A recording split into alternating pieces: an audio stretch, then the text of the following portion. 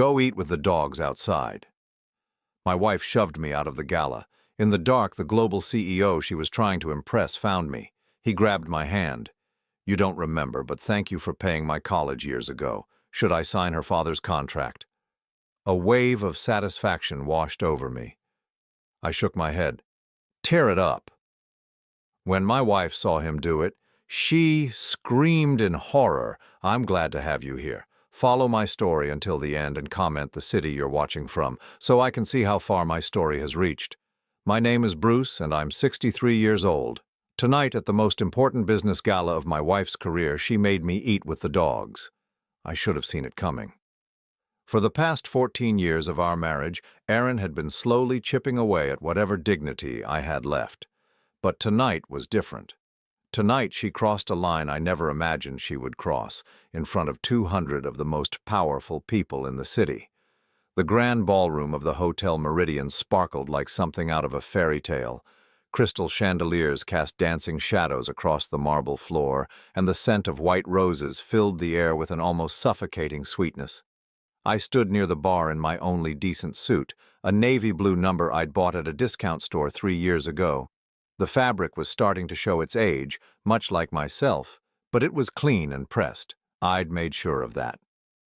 Erin glided through the crowd in her $5,000 emerald gown, her blonde hair swept up in an elaborate style that had cost more than my monthly grocery budget. She moved with the confidence of someone who belonged in this world, someone who had never known what it felt like to count pennies or eat ramen noodles for dinner 3 nights in a row. "Bruce, darling," she called out, her voice carrying that particular tone she used when she needed me to play my role. I walked over, careful not to bump into any of the important guests. "Could you be a dear and refill my wine glass, and perhaps get Mr. Chen something stronger than that sparkling water?" Marcus Chen. I recognized the name from the guest list Erin had been obsessing over for weeks. He was the global CEO of Transcendent Industries, a company worth billions. Erin's father desperately needed Chen to sign a $3 million contract that would save his struggling manufacturing business. Everything tonight depended on impressing this man. I looked at Marcus Chen as I approached with the drinks. He was younger than I'd expected, probably in his early 40s, with kind eyes and an expensive watch that caught the light as he moved his hand. Something about his face seemed familiar, but I couldn't place it. He was studying me with an intensity that made me uncomfortable, as if he was trying to remember something. "Thank you," he said when I handed him his scotch. His voice carried a slight accent I couldn't identify. "I'm Marcus. And you are?" "Bruce," I replied simply. "Erin's husband." He nodded slowly, that curious expression never leaving his face. Before he could say anything else, Erin appeared at my elbow, her smile bright enough to power the chandeliers. "Mr. Chen, I hope my husband isn't bothering you with conversation," she said with a laugh that sounded like breaking glass. "He's not really part of the business world. More of a support system." The words stung, but I was used to it. Marcus Chen's eyebrows lifted slightly, and I saw something flicker across his face. Disappointment? Surprise? I couldn't tell. "Actually," Marcus began, "I was hoping to learn more about—" "Oh, Bruce doesn't have anything interesting to share about business," Erin interrupted, her hand finding my arm in what looked like an affectionate gesture but felt like a warning. Her nails dug into my skin through the fabric. "Do you, honey?" I shook my head, knowing better than to contradict her in public. But Marcus Chen was still watching me with that strange, searching look. The evening progressed like a carefully choreographed dance. Erin worked the room with surgical precision, introducing her father to potential investors, laughing at jokes that weren't funny, and positioning herself as the perfect liaison between old money and new opportunities. I stayed in the background, refilling drinks and clearing empty plates like an unpaid servant. Every time I caught Marcus Chen looking in my direction, I felt that same unsettling recognition. There was something about him, something that tugged at memories I couldn't quite grasp. But whenever I tried to think about it, Erin would appear with another task, another way to keep me busy and out of sight. "Bruce, the centerpieces on table 7 are wilting." she whispered in my ear during a lull in conversation. Could you ask the staff to replace them? We can't have Mr. Chen seeing anything less than perfection. I nodded and made my way to the service area, my footsteps echoing hollow against the marble. As I spoke with the catering manager about the flowers, I could hear Erin's laughter floating across the ballroom. She was in her element, commanding attention and respect from people who would never give me a second glance. When I returned, I found her deep in conversation with Marcus Chen and her father, Gerald. The old man was sweating despite the air conditioning, his hands shaking slightly as he gestured toward the contract papers spread out on a nearby table. This was it. This was the moment everything had been building toward. The numbers are all there, Mr. Chen, Gerald was saying, his voice tight with nervous energy. 20% return on investment within the first year guaranteed. My company has the infrastructure, the workforce, the experience. All we need is a partner who understands vision. Marcus nodded politely, but I could see he wasn't convinced. His eyes kept drifting around the room, landing on me for a moment before moving on. Erin noticed, too, and I saw her jaw tighten almost imperceptibly. Mr. Chen, she said, her voice taking on a harder edge, perhaps you'd like to see the production facility tomorrow? We could arrange a private tour, just the key stakeholders. That would be interesting, Marcus replied, but his tone was non-committal. Though I have to say I'm more interested in the people behind the business than the facilities themselves. Character matters more than capability in my experience. Erin's smile faltered for just a second. Of course, character, absolutely. It was then that disaster struck, or rather that Erin created her own disaster. One of the hotel's golden retrievers, a therapy dog that belonged to a guest with mobility issues, had wandered into the ballroom. The beautiful animal moved between tables, tail wagging, bringing smiles to faces that had been tense with business concerns. Children at the family tables giggled and reached out to pet his silky coat, but Erin saw only a problem to be solved.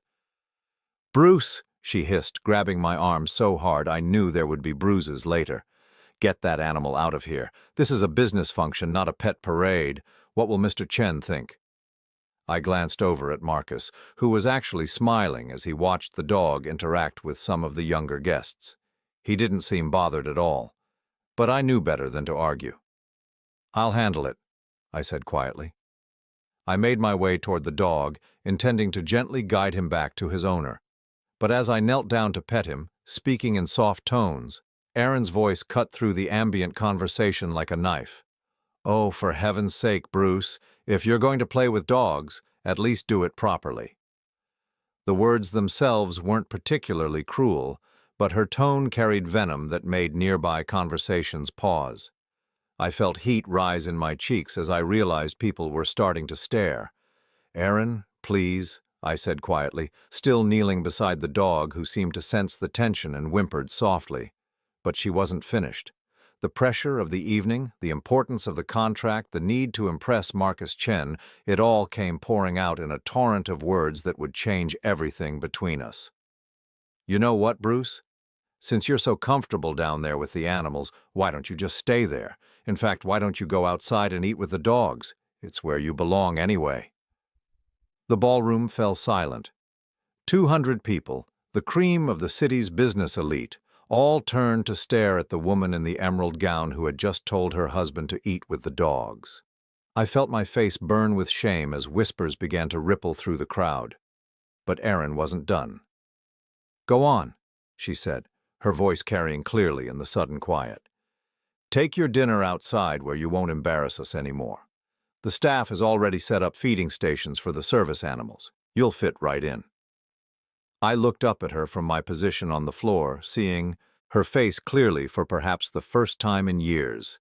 There was no love there, no respect, no basic human kindness, just cold calculation and embarrassment that I existed at all. Marcus Chen was staring at us both, his face a mixture of shock and something else I couldn't read. Other guests were pulling out their phones, some probably recording the scene for social media. Gerald looked like he wanted to disappear into the marble floor. I could have stood up. I could have told her exactly what I thought of her in front of all those people. I could have walked out with whatever dignity I had left intact. Instead, I did what I'd been doing for 14 years. I obeyed. I picked up my dinner plate from our table, the salmon and vegetables that had cost more than I usually spent on food in a week, and I walked toward the exit. My legs felt like they belonged to someone else, moving without my conscious direction. The crowd parted before me, like I was carrying something contagious.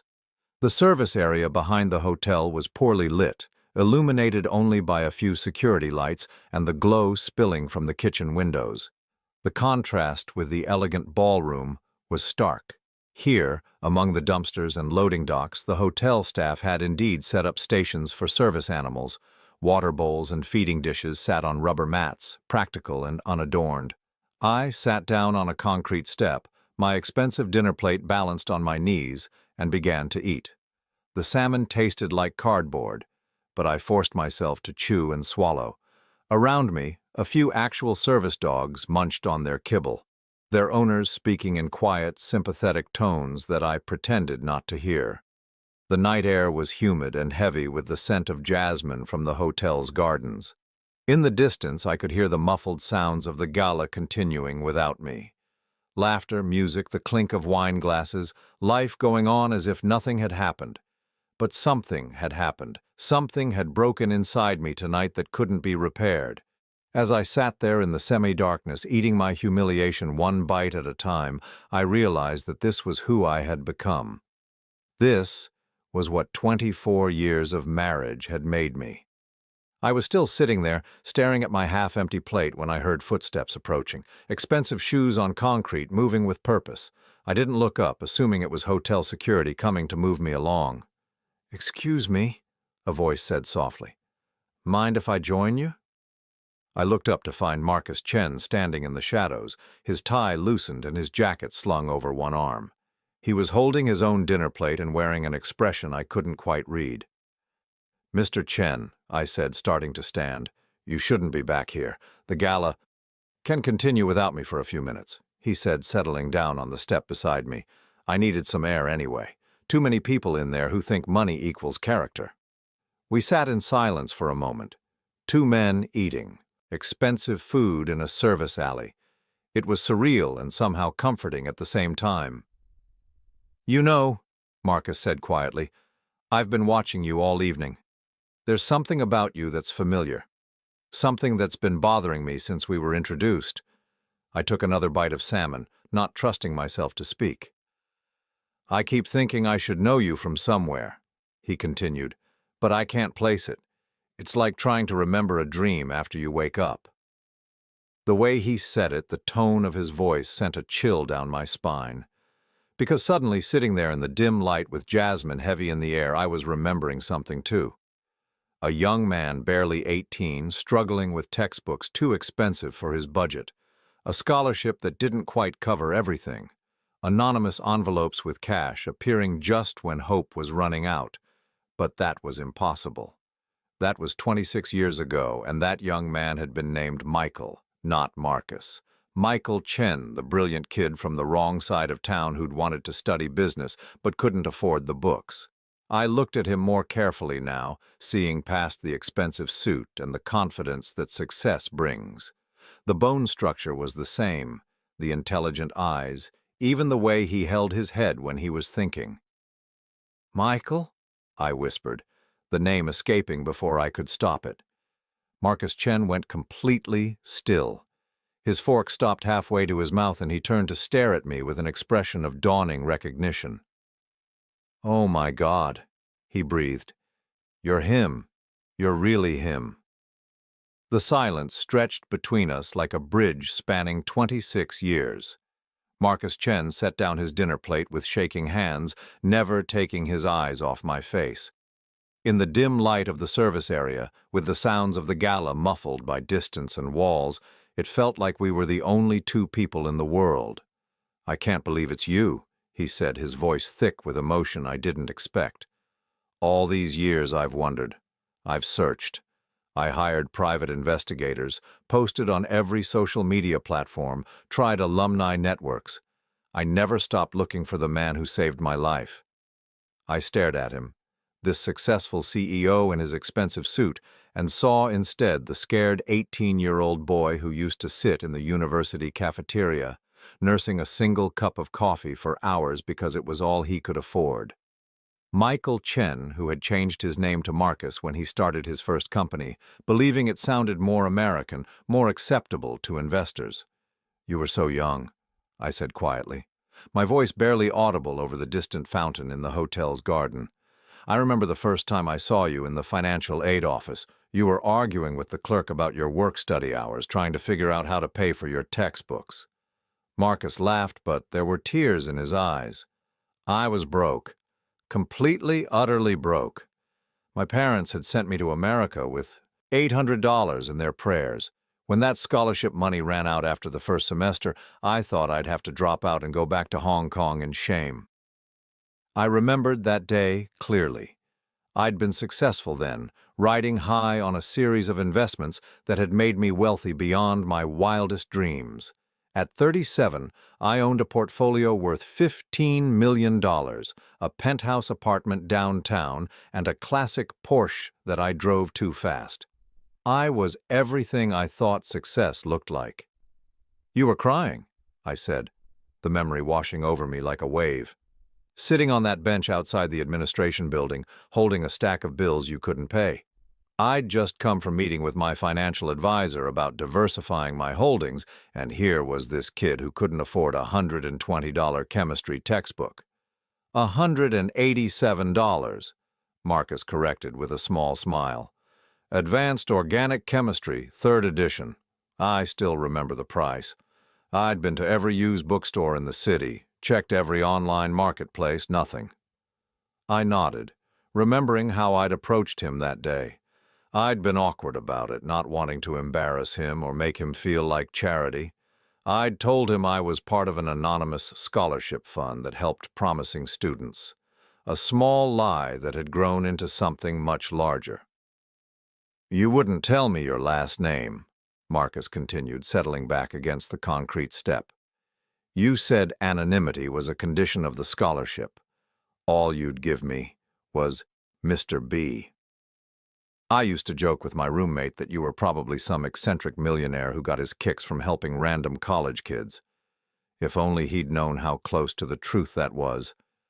But it hadn't been about kicks or tax write-offs or building my reputation.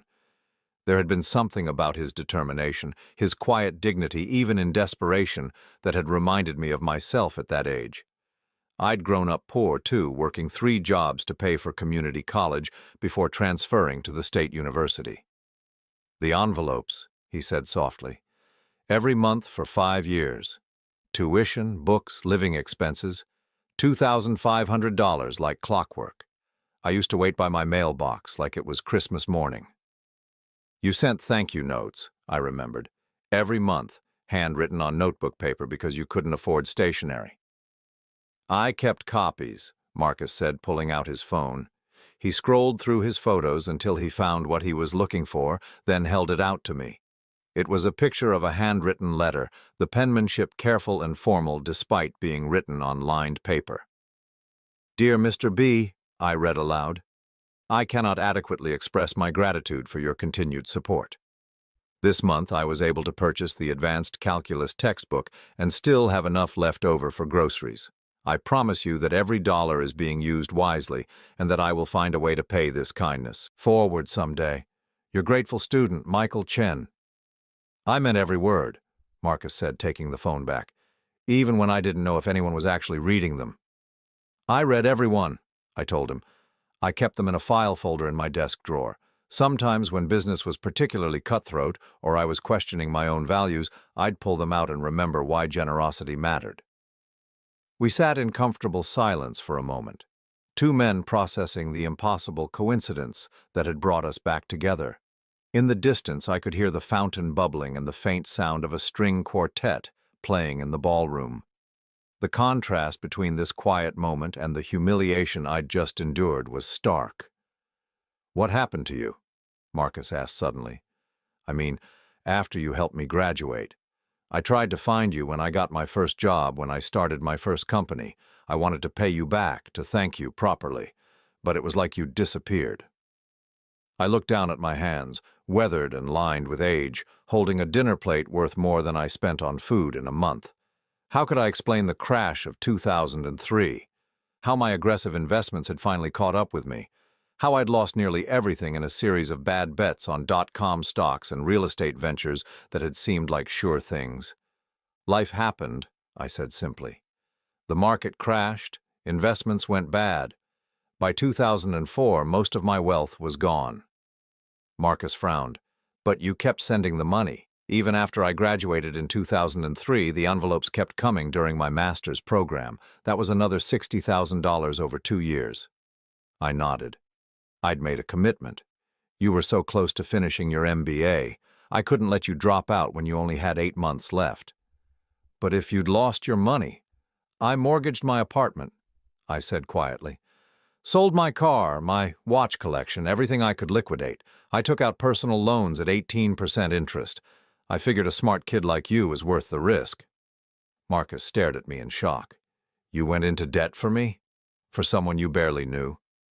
I knew enough, I said. I knew you studied until the library closed every night. I knew you worked 20 hours a week at the campus bookstore to pay for ramen noodles and bus fare. I knew you had a plan and talent and the kind of drive that doesn't quit. That was enough. Jesus, Marcus whispered, running his hands through his hair. I had no idea. I thought you were wealthy, that the money meant nothing to you. It did mean something, I said. It meant I was investing in someone who would use the opportunity wisely. And I was right, wasn't I? Look at you now. Marcus was quiet for a long moment, processing this revelation. When he spoke again, his voice was thick with emotion. You sacrificed your financial future for mine, and I never even knew your real name. Bruce Henderson, I said, extending my hand formally. Pleased to finally meet you properly, Mr. Chen. He gripped my hand tightly, his eyes bright with unshed tears. Marcus Chen, CEO of Transcendent Industries, and I owe you everything. You don't owe me anything, I said firmly. You earned everything you have through your own hard work. That's not true, and you know it, Marcus replied. Without that scholarship, without your belief in me, I'd have been back in Hong Kong working in my uncle's restaurant. Everything I've accomplished, every success I've had, it all started with your generosity. I thought about the irony of the situation. Here I was, sitting behind a hotel, eating dinner with the dogs, because my wife considered me an embarrassment, and the man whose career I'd launched had become one of the most powerful business leaders in the country. Life had a cruel sense of humor sometimes. Your wife, Marcus said suddenly, his tone changing. The way she treated you in there. That's not okay, Bruce. No one deserves that. I shrugged, uncomfortable with the sympathy in his voice. Erin has a lot of pressure on her tonight. Her father's business depends on this contract. She's just stressed. Marcus studied my face in the dim light. How long has she been treating you like that? It's not important, I said, but even as I spoke the words, I knew they weren't true. It was important. What had happened tonight was the culmination of years of small humiliations, of being made to feel less than, of being treated like an inconvenience rather than a husband. It is important, Marcus said firmly. The man who saved my life, who sacrificed his fortune to give me a chance at success, deserves better than to be humiliated in front of a room full of strangers. He stood up suddenly, pacing a few steps before turning back to me. Your wife's father needs this contract, right? The $3 million deal with my company? I nodded, unsure where this was going. And your wife has been positioning herself as the key liaison, the person who can make this happen? Yes, I said slowly. She's been working on this for months. It's her chance to prove herself in her father's business. Marcus smiled, but there was something sharp in his expression. Well, Bruce, I have a confession to make. I didn't come to this gala to scout new business opportunities. I came because I saw your wife's name on the invitation list, and I recognized the last name Henderson from my old scholarship files. I've been hoping for 20 years that I might run into my mysterious benefactor again. My breath caught in my throat.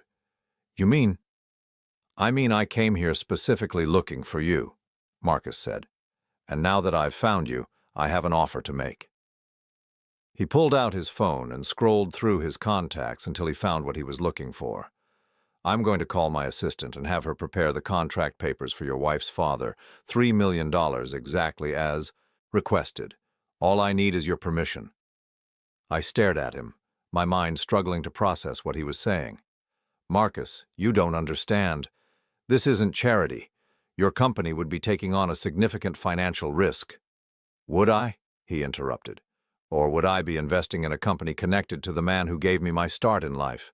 The man who taught me that success means nothing if you don't use it to lift others up. He held out his phone, his assistant's number ready to dial. Just say the word, Bruce. I'll sign the contract tonight. Your wife's father gets his $3 million, her family business is saved, and she gets all the credit she wants. I looked at the phone, then at Marcus's face, earnest and grateful in the dim light. This was it. This was the moment I could give Erin everything she'd been working toward. I could walk back into that ballroom and watch her eyes light up when Marcus announced his decision. I could be the hero, even if she never knew why. But as I sat there, surrounded by the smell of jasmine and the distant sounds of a party I'd been exiled from, something inside me shifted. Something that had been broken earlier that evening when my wife told me to eat with the dogs in front of 200 people. No, I said quietly. Marcus blinked in surprise. No. No, I repeated more firmly this time. I don't want you to sign the contract. Bruce, are you sure? This could solve a lot of problems for your family. My family humiliated me tonight, I said, standing up and brushing off my pants. They treated me like I was less than human, and you know what the worst part is? I've been letting them do it for years. I've been so grateful that someone like Erin would marry someone like me that I forgot I had any worth at all. Marcus was quiet, watching me with those intelligent eyes that had reminded me so much of the determined young man I'd helped all those years ago. You want to honor the investment I made in you, I continued.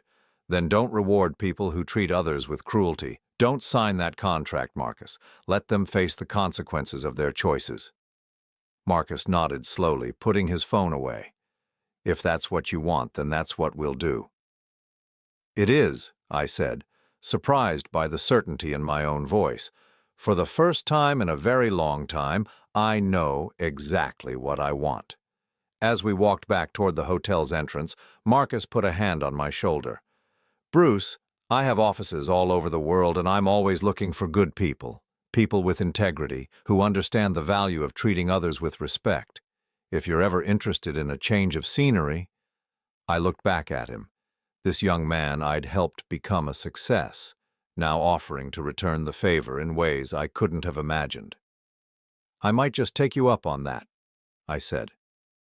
As we reached the door to the ballroom, I could see Erin through the glass, still working the crowd, still charming potential investors. She hadn't even noticed I was gone. In a few minutes, Marcus would return to the party, and she would approach him with her brightest smile, ready to close the deal that would change her father's fortunes. But the contract would remain unsigned, and for the first time in years, I felt something I'd almost forgotten. The quiet satisfaction of choosing my own dignity over someone else's expectations. Walking back into that ballroom felt like stepping into a different world. The crystal chandeliers seemed brighter, the conversations sharper, the very air charged with an energy I hadn't noticed before. But this time, I wasn't the same man who had been humiliated and sent to eat with the dogs. Something fundamental had shifted in those 20 minutes outside with Marcus. Erin spotted us immediately. Her eyes lit up with the kind of predatory gleam I'd seen countless times when she sensed an opportunity. She glided across the marble floor, her emerald gown rustling with each calculated step, her smile so bright it could have powered half the city. "Mr. Chen," she exclaimed, reaching us with breathless enthusiasm. "I was wondering where you disappeared to. I hope Bruce wasn't boring you with his stories." The dismissive way she said stories made my stomach clench, but Marcus's expression remained perfectly neutral. Actually, your husband and I had quite an illuminating conversation, he said calmly. Oh, how lovely, Erin replied, though her eyes flickered with uncertainty. She clearly hadn't expected Marcus to find anything worth discussing with me. Well, I hope you're ready to talk business. My father has been so looking forward to presenting our proposal in detail. Gerald appeared at her elbow as if summoned, his face flushed with wine and anxiety. The poor man had been working this room all evening, schmoozing investors and trying to project confidence he clearly didn't feel. At 72, he should have been enjoying retirement, not desperately trying to save a business that was hemorrhaging money faster than he could count. Mr. Chen, Gerald said, extending a slightly trembling hand, I trust Erin has told you about our manufacturing capabilities. We've been in business for 37 years and our quality control standards are second to none. Marcus shook the offered hand politely. I'm sure they are, Mr. Whitman. Your reputation precedes you. I watched this exchange with a mixture of sympathy and growing resolve. These people had built their entire evening, their entire future, around impressing one man. They had dressed up, rented an expensive venue, invited 200 guests, all to create the perfect backdrop for securing this contract. And they had been so focused on their performance that they had forgotten the most basic human decency. Perhaps we could step outside to discuss the details, Gerald suggested, gesturing toward a quiet corner of the ballroom where several comfortable chairs had been arranged around a low table. I have all the documentation here, the profit projections, the timeline for implementation. That won't be necessary, Marcus said quietly. The words hung in the air like a death sentence. Erin's smile faltered almost imperceptibly, but I caught it. Gerald's face went pale beneath his tan. I'm sorry, Erin said, her voice pitched slightly higher than normal. What won't be necessary? The documentation, Marcus replied, his tone remaining pleasant and professional. I've decided not to move forward with this partnership. The silence that followed was deafening. Around us, other conversations continued, other deals were being discussed, other lives were moving forward. But in our small circle, time seemed to have stopped entirely. I don't understand, Gerald said, his voice barely above a whisper. Have we done something wrong? Is there a problem with our proposal? Marcus glanced at me, and I gave him the slightest nod. This was his decision now, his way of honoring what I'd done for him all those years ago. The proposal is fine, Marcus said. The numbers add up, the projections are reasonable, the business model is sound, but I've learned something tonight about the character of the people I'd be partnering with, and frankly, it's not what I look for in a business relationship. Erin's face had gone white beneath her carefully applied makeup. Character? What are you talking about? I'm talking about how you treat people, Marcus said, his voice still calm but carrying an edge of steel. Specifically, how you treat your husband. The words hit Erin like a physical blow.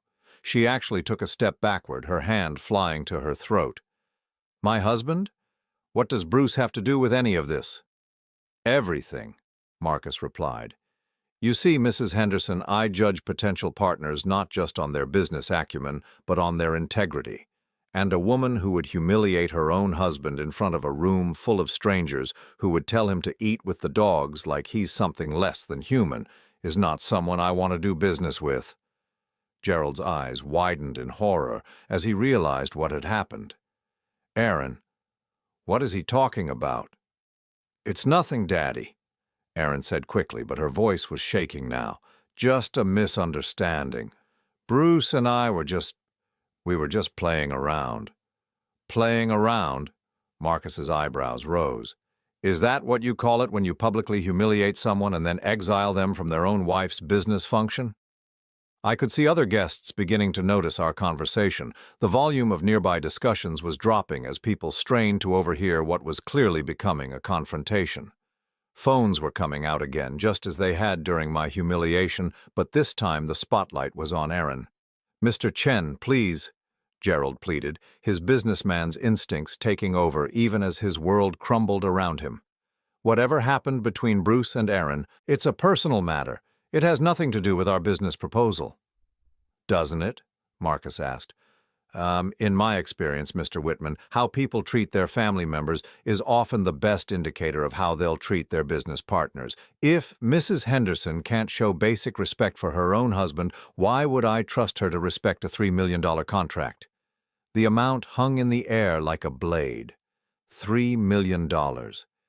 Gerald's salvation, Aaron's triumph, the validation she'd been seeking her entire career. All of it slipping away because of a moment of cruelty that had revealed who she really was. "You're overreacting," Aaron said, but her voice lacked conviction. "Bruce is fine with it. He understands that business comes first, don't you, Bruce?" All eyes turned to me. This was the moment I'd been dreading and anticipating in equal measure. For 14 years, I had been the enabler, the one who smoothed over Erin's rough edges, who made excuses for her behavior, who sacrificed my own dignity to preserve her image. "No," I said quietly. "I'm not fine with it." The words seemed to echo in the sudden silence. Erin's face went through a series of expressions: shock, anger, fear, and finally something that looked almost like panic. "Bruce, what are you doing?" she hissed, her voice low but audible to everyone in our circle. "This is not the time or place for this conversation." "When would be the right time?" I asked, finding my voice growing stronger with each word. "When you're not trying to impress someone? When there's no audience to witness your true nature?" "The problem is, Aaron, this is your true nature. This is who you are when you think no one important is watching." Gerald was looking between his daughter and me with growing horror, beginning to understand that his business deal was disintegrating before his eyes. "Bruce, surely we can work this out. Family disagreements happen, but we don't need to air them in public." "He's right," Aaron said, grasping at this lifeline.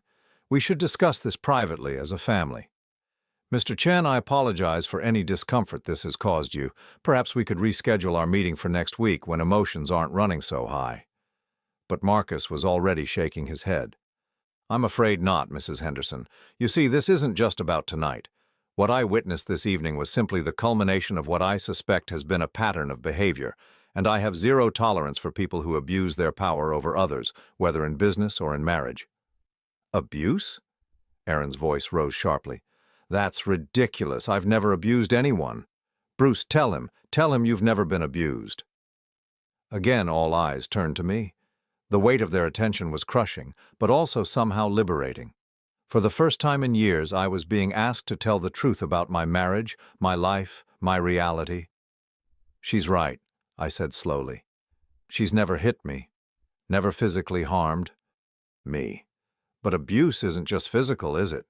It's making someone feel worthless. It's chipping away at their dignity one small humiliation at a time. It's treating them like they're lucky to be tolerated rather than loved." I could feel the crowd around us growing larger, more attentive. This was better than any entertainment they could have expected at a business gala, but I no longer cared about their voyeuristic interest. I was speaking my truth for the first time in years. "It's being told that you're embarrassing, that you don't belong in polite company, that your thoughts and feelings don't matter," I continued. "It's being made to feel grateful for scraps of affection, for moments when you're not actively being criticized or ignored." Tears were streaming down my face now, but I barely noticed them. "And yes, Aaron, it's being told to eat with the dogs, because your very presence is so offensive that even animals are better company." The ballroom had gone completely silent. Even the string quartet had stopped playing, as if they too were transfixed by this unexpected drama unfolding in their elegant venue. Aaron was staring at me with an expression I'd never seen before. Not anger, not frustration, but something that looked almost like fear. For the first time in our marriage, she was seeing me not as the compliant husband who would always back down, but as a person with feelings, with limits, with the capacity to fight back. "Bruce," she said, her voice barely above a whisper, "people are staring." "Let them stare," I replied. "Let them see what happens when someone finally tells the truth about our marriage." Marcus stepped forward then, his presence commanding even in the midst of our personal drama. "Mrs. Henderson, I want to be very clear about something. The reason I'm not signing this contract has nothing to do with your business proposal and everything to do with your character. Your husband is a remarkable man, someone who deserves respect and kindness, not humiliation and contempt." "How would you know?" Erin snapped, her composure finally cracking completely. "You just met him tonight. You have no idea what kind of man he really is."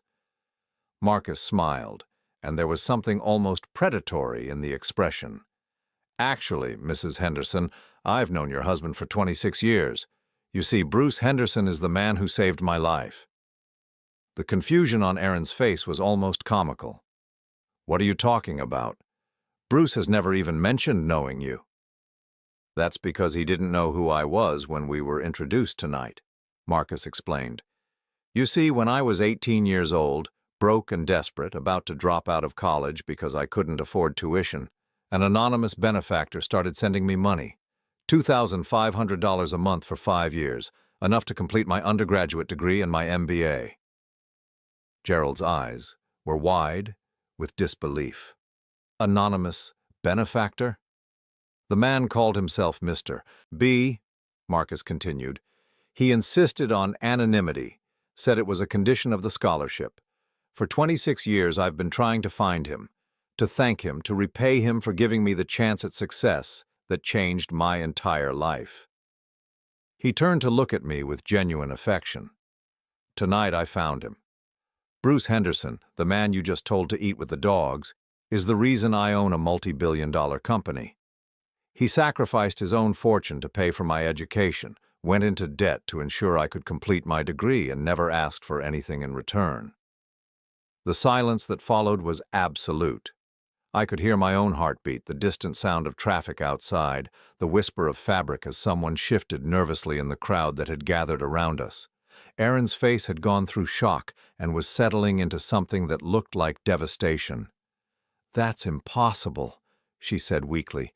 "Bruce never had that kind of money. He was working middle management when I met him." "By the time you met him, he'd already given most of it away," Marcus replied. "The market crash of 2003 wiped out what was left. But he kept sending money to me even after he lost everything else, because he'd made a commitment and he honored it." Gerald was staring at me as if seeing me for the first time. "Bruce, is this true?" I nodded, unable to trust my voice. The truth was finally out, all of it. The success I'd once had, the sacrifice I'd made, the reason I'd been so willing to accept Erin's treatment of me. I'd felt like I deserved it, like a man who'd lost everything had no right to expect better. "My God," Gerald whispered, "all these years we never knew." "Because he never told you," Marcus said. "Because Bruce Henderson is a man who does good without seeking credit, who lifts others up without expecting recognition, the exact opposite of people who humiliate others to make themselves feel powerful." His words hung in the air like an indictment, and as I looked around at the faces surrounding us, some shocked, some sympathetic, some clearly calculating the social implications of what they'd witnessed, I realized that my life had just changed irrevocably. There would be no going back to the way things were.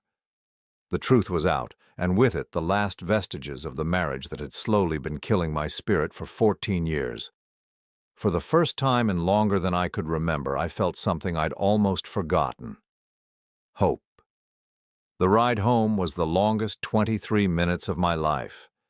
Erin sat in the passenger seat of our aging Honda Civic, staring straight ahead through the windshield, her hands clasped so tightly in her lap that her knuckles had turned white.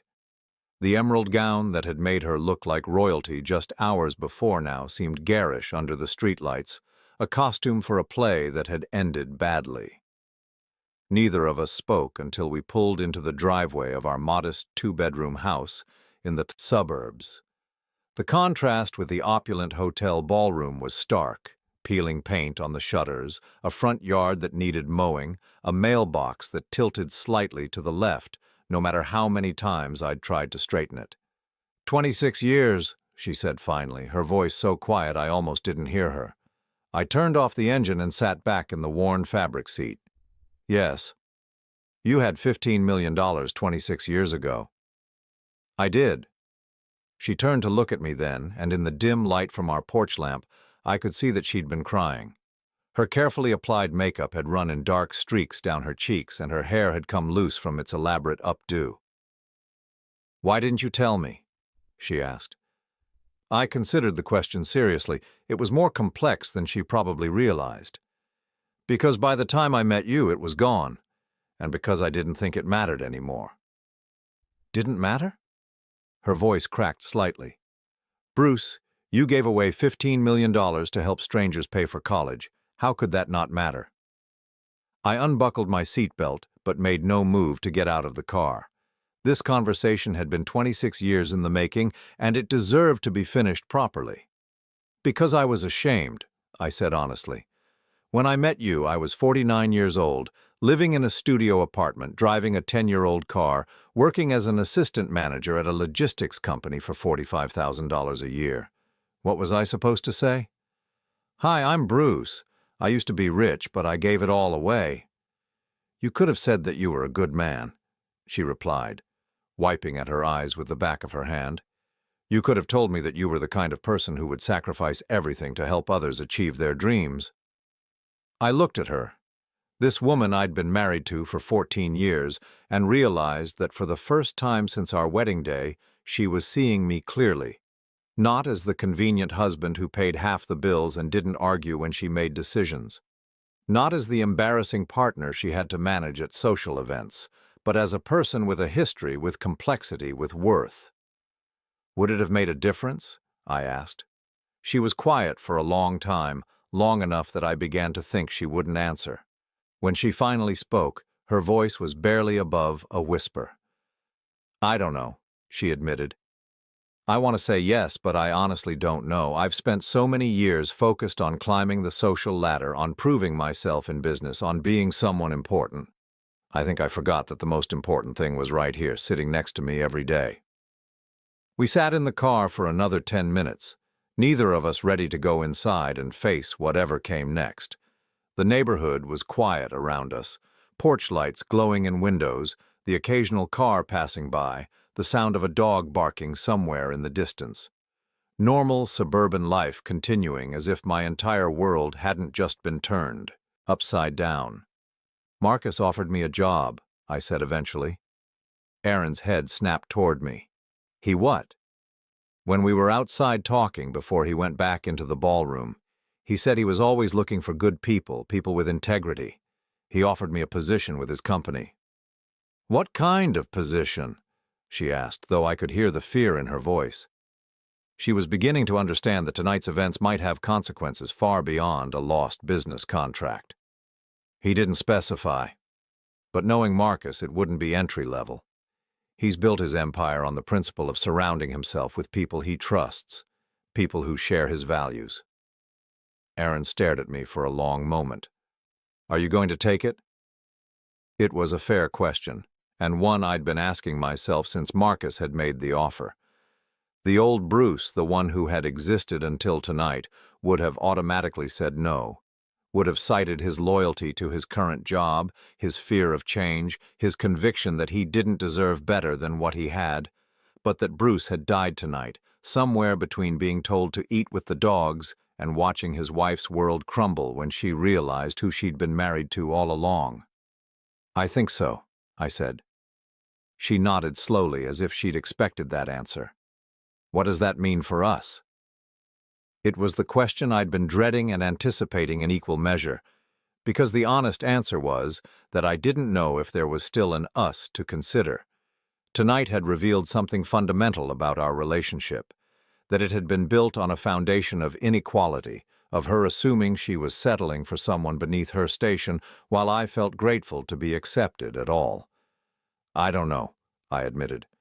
"I think that depends on whether you can love the man I actually am, rather than the man you thought you married." "And who is the man you actually are?" she asked. I thought about that question as we finally got out of the car and walked toward our front door. Who was Bruce Henderson, really? Not the failed businessman who'd lost his fortune, not the grateful husband who accepted whatever scraps of affection were thrown his way, not the embarrassing partner who could be safely ignored at social functions. I'm someone who believes that how you treat people when you have power over them reveals who you really are. I said as I unlocked the front door. I'm someone who thinks kindness is more valuable than wealth and dignity is worth more than social status. We stepped into our small living room with its mismatched furniture and worn carpets. Suddenly, the modest surroundings didn't feel like evidence of failure. They felt like a choice I'd made to live, simply so I could focus on what mattered. I'm also someone who's been allowing himself to be diminished for 14 years because he forgot his own worth, I continued. And tonight, I remembered. Erin kicked off her expensive heels and sank onto the couch, her elegant gown spreading around her like the petals of a wilted flower. I destroyed everything, didn't I? You made a choice, I corrected gently. Tonight, when you were under pressure, when you felt like everything depended on making the right impression, you chose to maintain your image by sacrificing my dignity. That tells me something important about your priorities. She buried her face in her hands. I was so focused on impressing Marcus, on closing the deal, on proving myself to Daddy and all those people. I didn't think about what I was doing to you. That's the problem, Erin. You didn't think about me at all. She looked up at me then, tears streaming down her face. I love you, Bruce.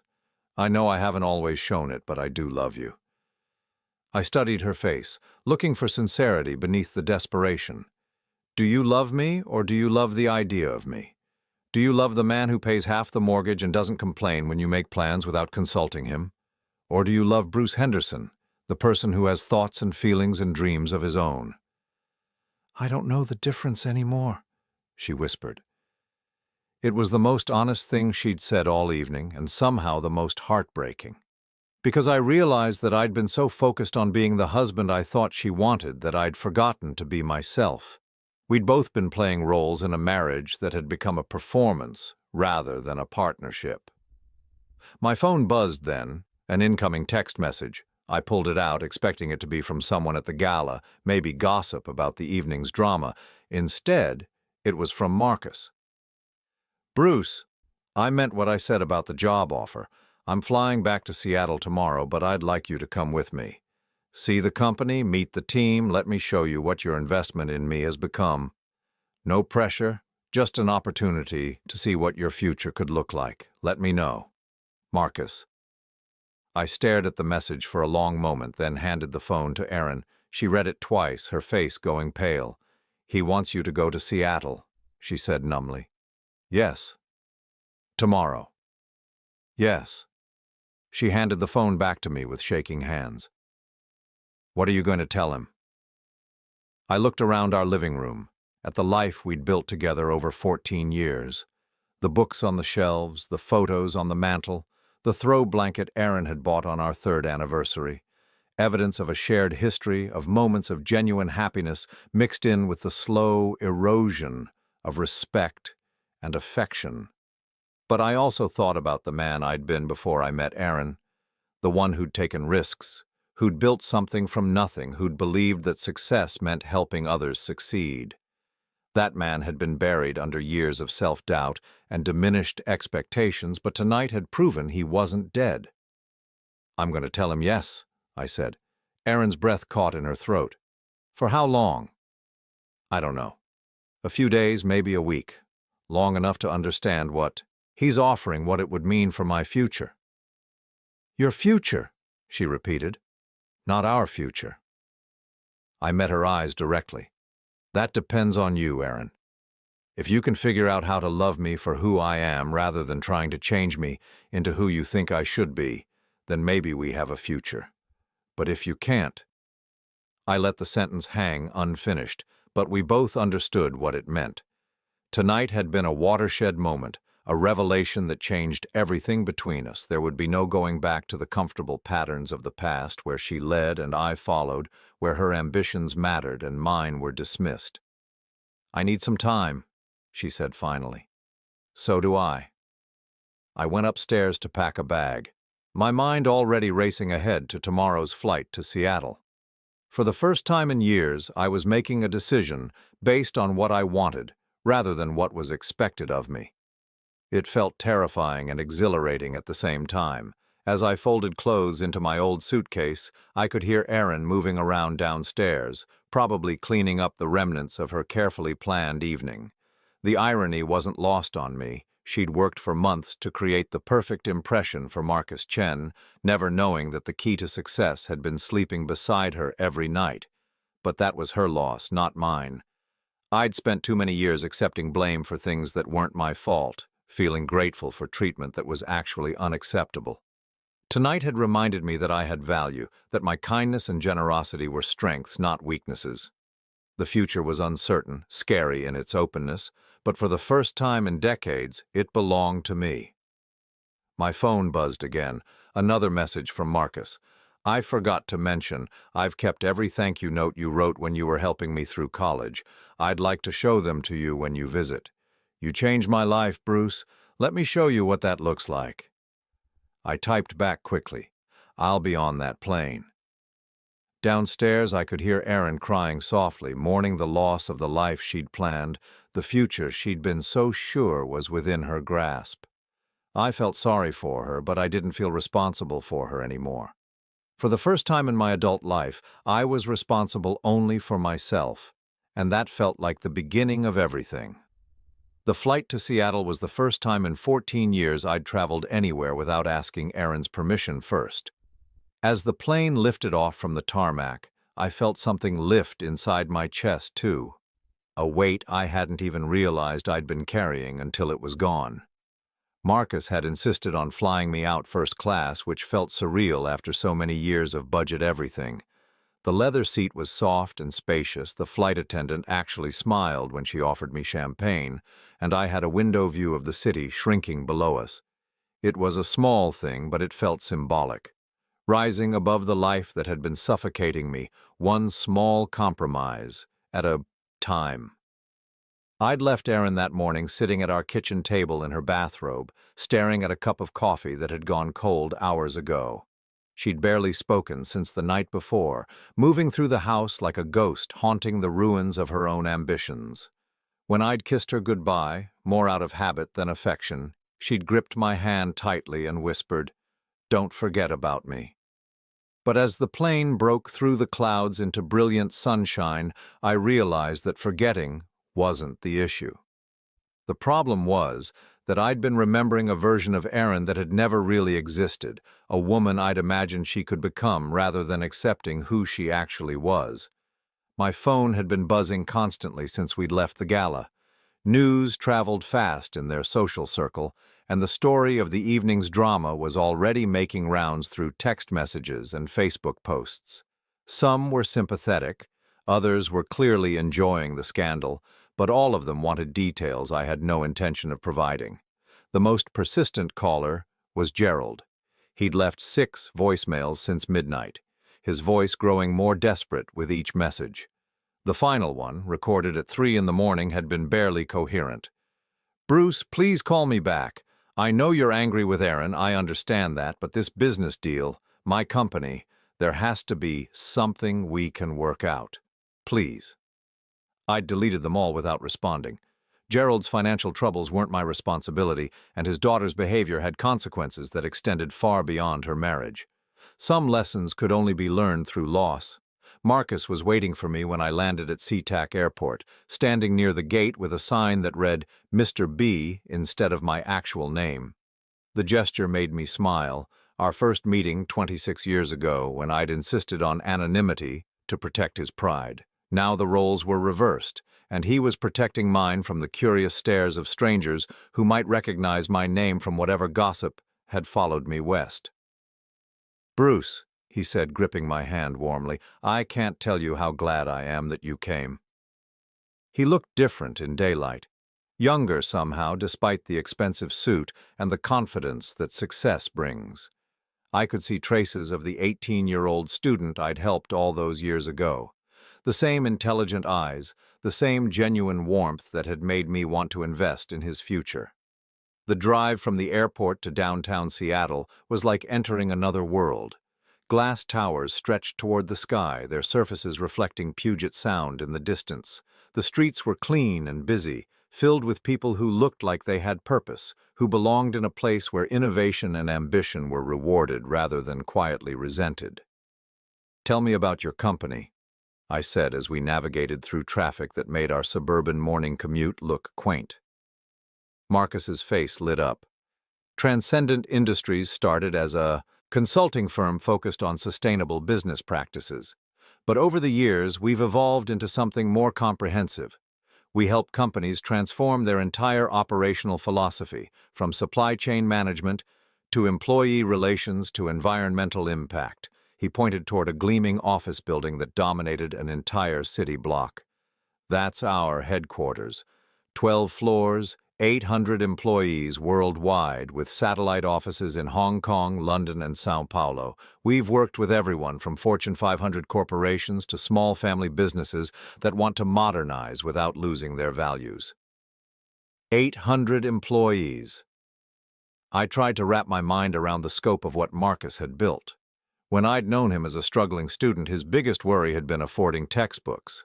Now he was responsible for the livelihoods of hundreds of people, shaping business practices across multiple continents. "The thing is," Marcus continued as we pulled into the building's parking garage, "none of this would have existed without you. That scholarship didn't just pay for my education. It taught me that success means using your advantages to lift others up. Every employee we hire, every business we help transform, every sustainable practice we implement, it all traces back to the lesson you taught me without even realizing it." The elevator ride to the 12th floor was swift and silent, but my mind was racing. I'd spent so many years thinking of myself as a failure, someone who'd squandered his opportunities and ended up with nothing to show for his efforts. But standing beside Marcus, seeing the respect in his eyes, I began to understand that my definition of success might have been too narrow. The executive floor was a study in modern elegance: clean lines, natural light streaming through floor-to-ceiling windows, artwork that looked both expensive and meaningful. But what struck me most was the warmth of the space.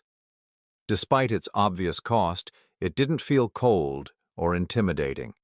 It felt like a place where good work was done by people who genuinely cared about their mission. "Bruce Henderson," Marcus announced as we entered his corner office. "I'd like you to meet Sarah Chen, my Chief Operating Officer, and, more importantly, my wife."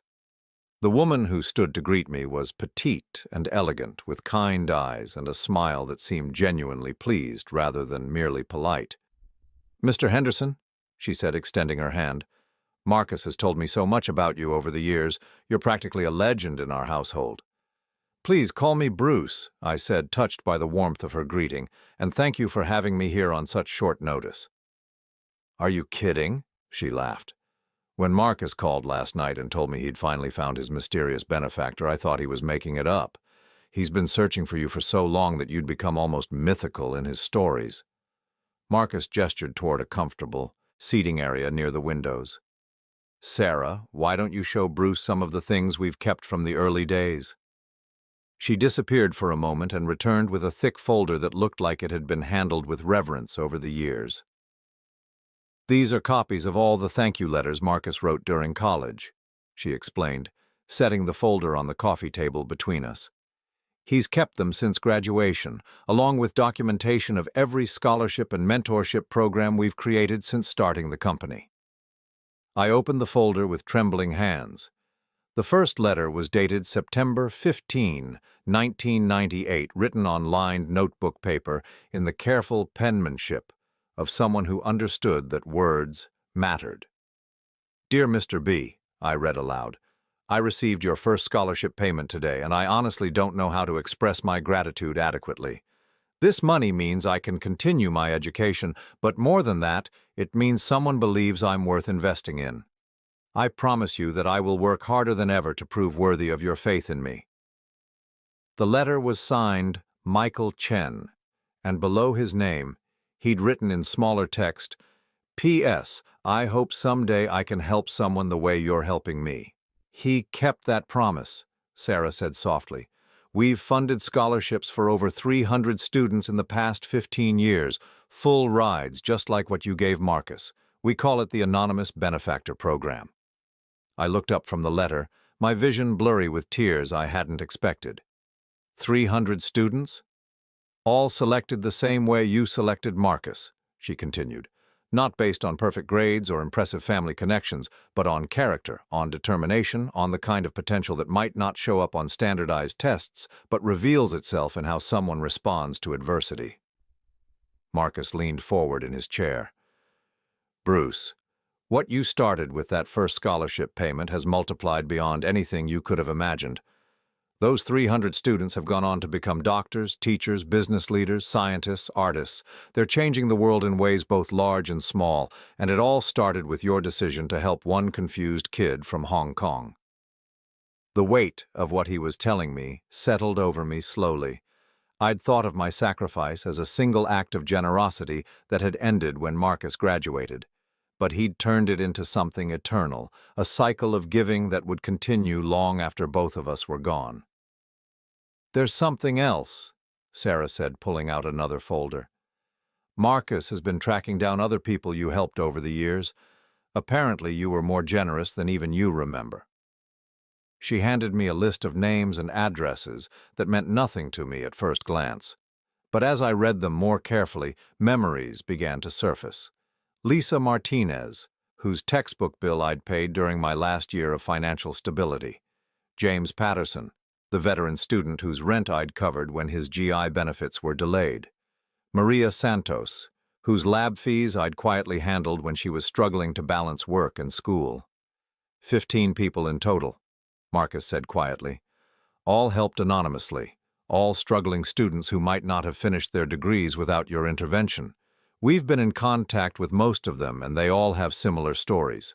Someone calling himself Mr. B appeared in their lives at exactly the right moment, provided exactly the help they needed, and then disappeared again. I don't understand, I said, my voice barely above a whisper. How did you find them?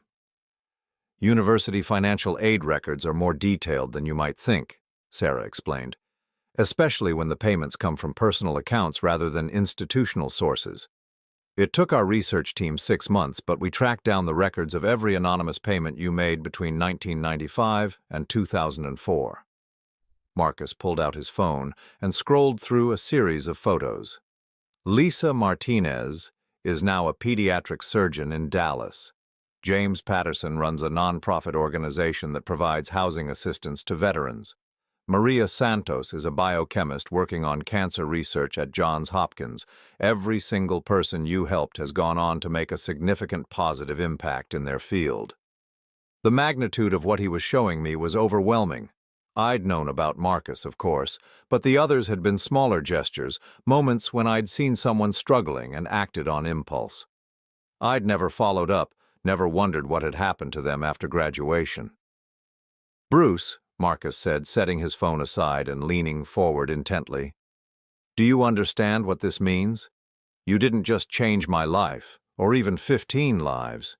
You changed hundreds of lives, thousands of lives. Every patient Lisa has saved, every veteran James has housed, every breakthrough Maria makes in her research, all of it traces back to your generosity.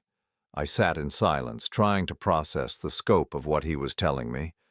For 20 years I'd defined myself by my failures, the fortune I'd lost, the marriage that had slowly drained my self-respect, the career that had stagnated into mediocrity.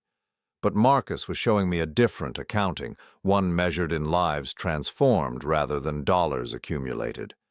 Why are you showing me this? I asked finally. Because I want you to understand your value, Marcus replied. Last night I watched your wife treat you like you were worthless, and I could see that you believed her. But she's wrong, Bruce. You're not worthless. You're one of the most valuable people I've ever known. He stood up and walked to the windows overlooking the city.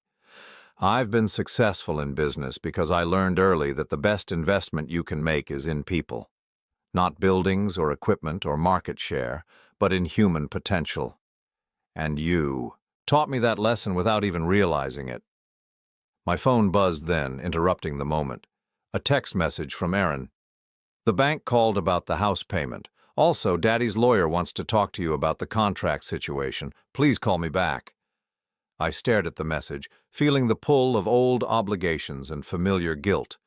But then I looked around Marcus's office at the evidence of lives transformed and potential realized, and I felt something I hadn't experienced in years: pride in what I'd accomplished.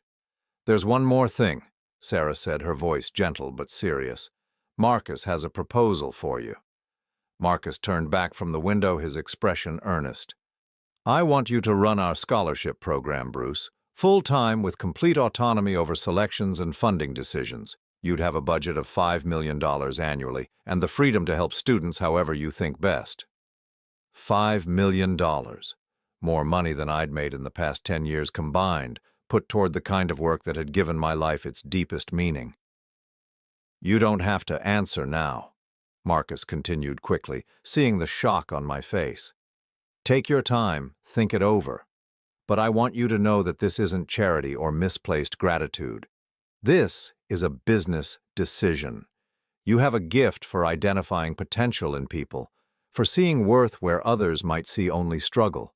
That's exactly what we need." I thought about Erin sitting in our kitchen, waiting for me to come home and solve her problems. I thought about Gerald's desperate voicemails and the guilt he was trying to heap on my shoulders. I thought about the life I'd been living, small and constrained and apologetic. Then I thought about 18-year-old Michael Chen crying on a bench because he couldn't afford his textbooks.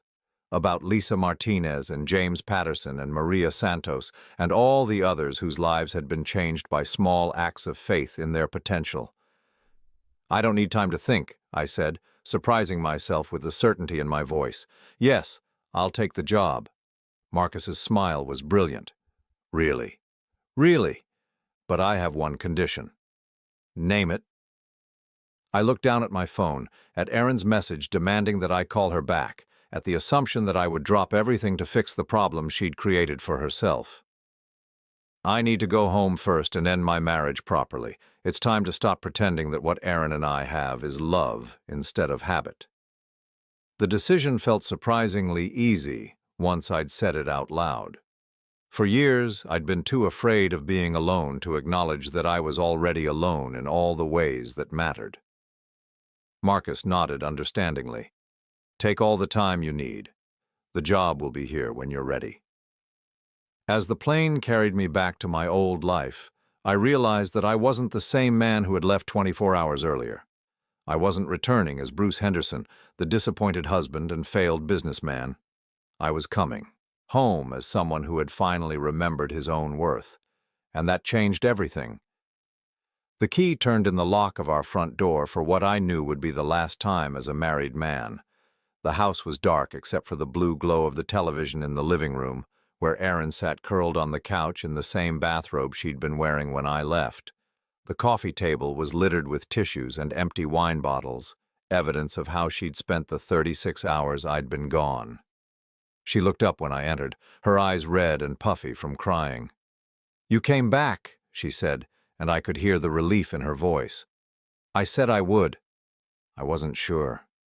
She muted the television and turned to face me fully. "How was Seattle?" I set my suitcase down and took a seat in the armchair across from her, maintaining distance that felt necessary now. "Enlightening." She waited for me to elaborate, but I found myself studying her face instead. Even disheveled and emotionally wrung out, Erin was still beautiful. At 49, she had the kind of elegant bone structure that aged gracefully, the poise that came from years of careful attention to her appearance. But looking at her now, I realized that I'd been so focused on her external beauty that I'd never really examined what lay underneath. "Did he really offer you a job?" she asked when the silence stretched too long. "He did." "What kind of job?" I leaned back in the chair, considering how much to tell her. The old Bruce would have downplayed it, would have made it sound smaller than it was to avoid making her feel threatened. But I was done minimizing myself. "Director of Educational Philanthropy for Transcendent Industries," I said. $5 million annually to distribute as scholarships, full autonomy over selections and criteria. It's exactly the kind of work I was doing 26 years ago, but with resources I could never have dreamed of. Erin's face went pale. $5 million. Per year? She was quiet for a long moment, processing the magnitude of what I was telling her. I could see her mind working, calculating not just the financial implications, but the social ones. A job like that would put me in contact with university administrators, successful business leaders, people of influence and prestige, the kind of people she'd spent our entire marriage trying to impress. "That's amazing," she said finally, though her voice sounded hollow. "When do you start?" "That depends on a conversation we need to have first." She straightened up on the couch, pulling the bathrobe tighter around herself. "About us." About us. I'd rehearsed this conversation during the flight home, trying to find words that would be honest without being cruel, final without being vindictive. But sitting here in our living room, surrounded by 14 years of shared history, the prepared speeches seemed inadequate. "Aaron," I began carefully, "do you love me?" The question seemed to catch her off guard. "Of course I love you. Why would you ask that?" "Because I don't think you do. I think you love the idea of me, the convenience of me, the financial security I provide. But I don't think you love Bruce Henderson, the person." Tears welled up in her eyes. "That's not true." "When was the last time you asked about my dreams, my hopes, my fears? When was the last time you were curious about what I think about when I'm quiet, or what makes me happy, or what I want out of life?" She opened her mouth to respond, then closed it again. I could see her searching through memories, trying to find evidence to contradict what I was saying. The silence stretched long enough to be its own answer. "I've been invisible in this marriage," I continued gently, "not just to other people, but to you. You see me as a supporting character in your life story, not as a complete person with my own needs and desires." "That's not fair," she said, but there was no conviction in her voice. "Isn't it? Tell me, Aaron, what do you think I want most in life?" Another long pause. You want us to be happy." "That's not an answer, that's a deflection. What do I, Bruce Henderson, want for myself? What are my passions? What gets me excited? What keeps me awake at night with worry or anticipation?" She stared at me, tears now flowing freely down her cheeks. "I don't know. I know. And that's the problem. After 14 years of marriage, the woman I share a bed with every night doesn't know what matters to me as an individual, and honestly, I stopped trying to show you years ago because it was clear you weren't interested." I stood up and walked to the window, looking out at our small front yard with its overgrown grass and tilted mailbox. "2 nights ago, when you told me to eat with the dogs, you didn't just humiliate me in public. You revealed something fundamental about how you see me. I'm not your equal partner. I'm your inconvenient burden." "Bruce, please," she whispered. "I was stressed, under pressure. I didn't mean it." I turned back to face her. "Yes, you did, maybe not consciously, but that's who you really are when the pressure is on. When it matters most, when your reputation is at stake, I'm the first thing you're willing to sacrifice." She was sobbing now, her shoulders shaking with the force of her tears. "What do you want me to say? That I'm sorry? I am sorry. I'm sorry for how I treated you, sorry for taking you for granted, sorry for not seeing what an amazing man I married. I'll change, Bruce. I'll be better." "No, you won't."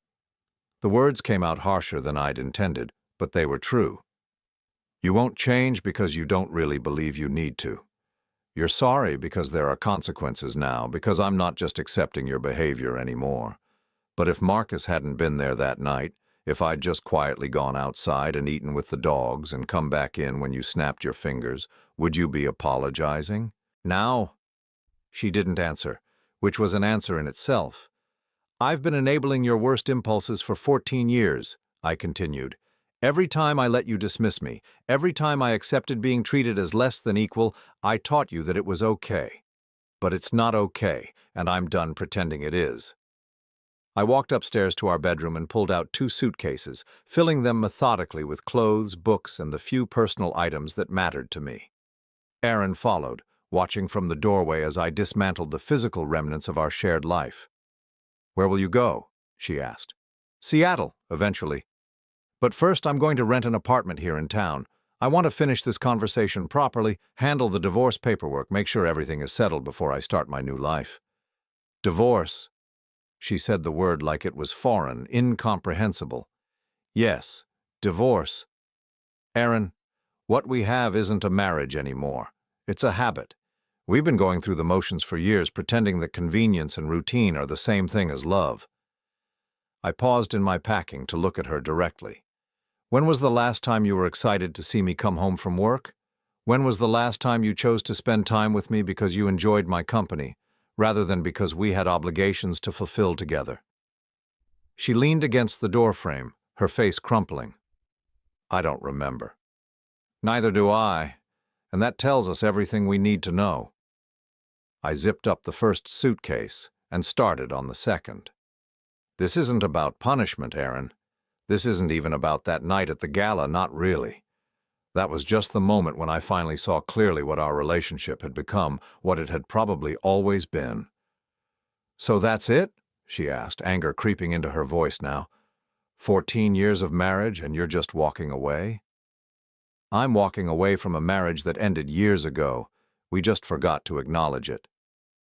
I finished packing and carried the suitcases downstairs. Erin followed, wrapping her arms around herself like she was trying to hold herself together physically. What about the house? She asked. The bills? I can't afford everything on my own. The house is in both our names. You can sell it and keep your half, or you can buy me out if you want to stay. As for the bills, you'll figure it out. You're a smart, capable woman when you're not expecting someone else to solve your problems. I set the suitcases by the front door and turned to face her one last time. Standing there in her bathrobe, hair uncombed and face streaked with tears, she looked smaller than I'd ever seen her, vulnerable in a way that might have moved me to comfort her just a few days ago. I'm not doing this to hurt you, I said gently. I'm doing it because we both deserve the chance to find real happiness.